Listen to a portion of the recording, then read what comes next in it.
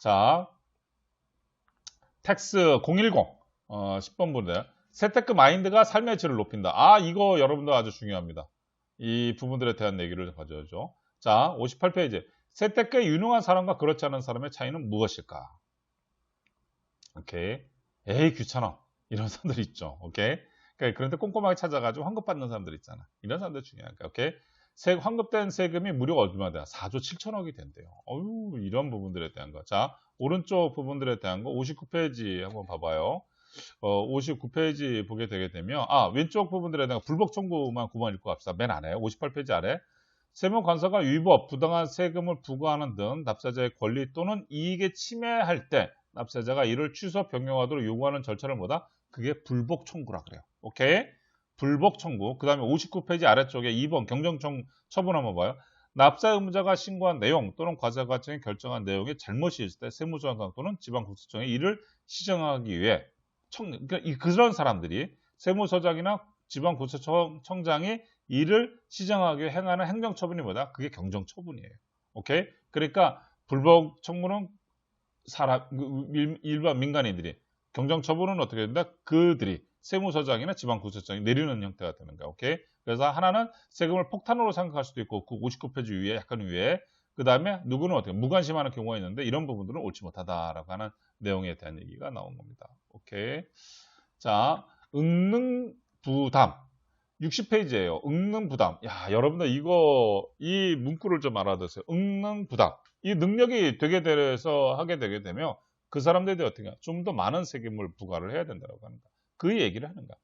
직접세 부분들 같은 거죠. 오케이? 직접세 부분들에 대한 거. 소득세라든지 상속증여세, 법인세 이런 부분들. 만약에 중간에 동일하게 되게 되면 어떻게 되겠어요? 약한 사람들이 직접세 줄어들고 어떻게 되는 거야? 간접세에다가 왕창 먹이는 거죠. 그러면 가난한 사람들이 오히려 더 가난해지는 위험을 빠질 수가 있어요. 그래서 여러분들께서 이 내용 부분들을 정말 잘 읽어보세요. 오케이? 세금은 사회와 국가에 대한 투자라고 하는 얘기가 나오죠. 밑에 얘기. 굉장히 좋은 얘기예요. 오케이? 사회의 안전망, 기반 시설 구축은 필수 불가결한 작은 부분들에 대한 것이 뭐다? 그게 세금이다라고 하는 거. 오케이? 61페이지 부분들에 대한 거. 세금이 투자되면 납세자는 투자자이며 주주이다. 오케이? 그래서 사회 시스템이 정상적으로 돌아가도록 하기 위한 감시자 역할을 해야 된다라고 하는 내용에 대한 겁니다. 오케이? 자, 텍스 011 소득 유형에 따라 달라지는 세테크 방법 부분들에 대한 거를 가져가죠. 개인 소득을 다루는 소득세법에 대한 거. 종합, 퇴직, 양도. 근데 퇴직하고 양도를 뭐로 묶죠? 분류. 오케이? 분류 과세한다 그러죠. 그럼 종합소득세는 어떻게 되는 거야? 62페이지 중간 부분들에 대한 거. 여러분들 다 아시기 때문에 이거를 쭉쭉 정리해 봅시다. 첫 번째, 이자, 배당, 사업.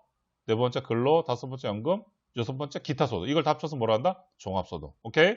자, 62페이지 종합소득 1과 2. 금융소득. 금융소득은 뭐예요?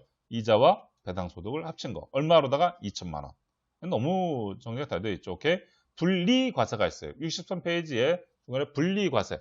분리과세는 어떻게 되는 거예요? 사업소득 이 부분들에 대한 거 다른 거예요. 어떻게 되면 이자와 배당의 중간, 현재는 이자와 배당에 대한 소득 이외 기타 소득, 일용직 근로소득에 대해서 분리하게 되면 끝. 그러니까 결과적으로 종합소득세, 분리과세, 분리과세가 있다라고 하시면 돼요. 자, 종합소득 세 번째 63페이지예요. 사업소득, 부동산 임대소득 포함한 부분들에 대한 것. 사업소득은 소득은 개인이 영리 목적으로 재화와 서비스를 지속적 반복적으로 공급하는 대가로 인해 발생하는 소득을 뭐라고 한다? 그거를 사업소득이라 한다라고 하는 거야. 오케이? 무슨 말인지 아시겠죠? 자, 이런 부분들에 대한 그래서 프리랜서도 들어가는 거야. 사업소득에 대한 세금은 수익금액에서 필요경비를 뺀 사업소득 금액에서 다시 소득공제 2월 결산금 공제를 한 금액을 소득세율을 곱해 계산한다. 오케이? 사업소득세 계산하는 거예요. 오케이? 자, 63페이지 아래 사업소득 부동산 임대업에 대한 부동산 자산은 사용의 대가라는 점에서 금융자산을 빌려주고 받는 소득인 이자 배당 소득과 유사해.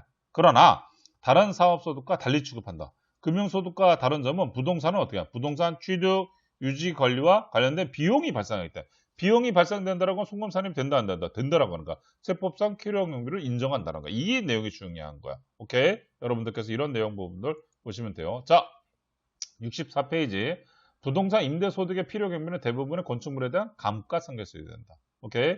종합소득 네 번째 근로소득. 근로소득은 뭐예요? 시간과 장소를 그걸 정하고 근로소득을 제공해주는 부분들에 대한 걸 근로소득이라고 얘기를 하는 거야. 자, 다섯 번째 연금소득 부분들에 대한 거. 연금소득. 여러분들과 자산가 분들이 요즘에 관심이 많으시는 분들이 이제 연금소득인데 사실 연금소득에 대한 내용들은 연금이지만 연금도 어떻게 되겠어요? 65페이지 오른쪽 보게 되면 1,200만 원 이상 하게 되게 되면 그거에 대해서도 어떻게 되나? 나머지 부분들은 종합소득으로 가서 또 세금이 나가거든요. 그렇기 때문에 요즘엔 어떻게 해요? 64페이지에 대한 어떻게 되는가? 연금소득. 요즘 연금소득에 대한 부분들에 대한 것들을 가지고 고민들을 많이 해요. 왜 그러냐면 저렇게 오른쪽에서 1,200만 원 오버가 되는 부분들이 합산되지 않으면서도 이렇게 세금을 띄어가지 않는 부분들에 대한 것이 없을까라고 해서 왜? 연금을 받아야 되는데 세금을 띄잖아. 그러니까 세금을 띄지 않게끔 하는 부분들을 요즘에 30, 40대에서는 이런 거를 가지고 미리 준비한다는 거. 그런 부분들에 대한 것들 여러분들 아시면 될 것 같아요. 오케이?